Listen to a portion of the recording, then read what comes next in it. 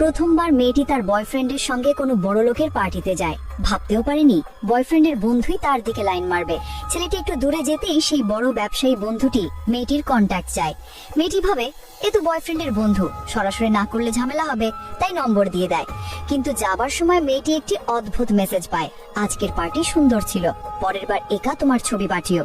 সে ভয় পেয়ে নম্বর মুছে ফেলে। পরে যখন লোকটি মেয়েটির প্রোফাইলে তার 3 বছরের অ্যানিভার্সারি পোস্ট দেখে, আবার মেসেজ পাঠায়, কিন্তু তখন সে তাকে ব্লক করে দিয়েছে। তারপর মেয়েটি বসের সঙ্গে আরেকটি পার্টিতে যায়, ভেবে যে ভালো পারফর্ম করলে চাকরি পাকা হবে। কিন্তু দরজা খোলার পর দেখে সেই লোক আবার এসেছে।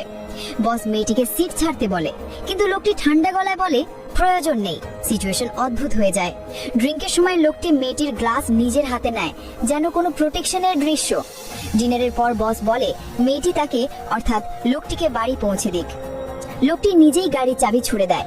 এখন গাড়িতে শুধু তারা দুজন। মেয়েটি নার্ভাস হয়। লোকটি মিষ্টি কথা বলে তার ভরসা জেতার চেষ্টা করে।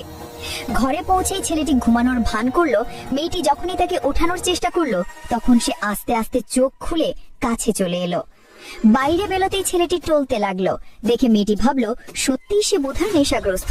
কোনোভাবে তাকে ভেতরে নিয়ে এলো সে, কিন্তু ঘরে ঢুকতেই ছেলেটি মেয়েটিকে বিছানায় ফেলে দিল।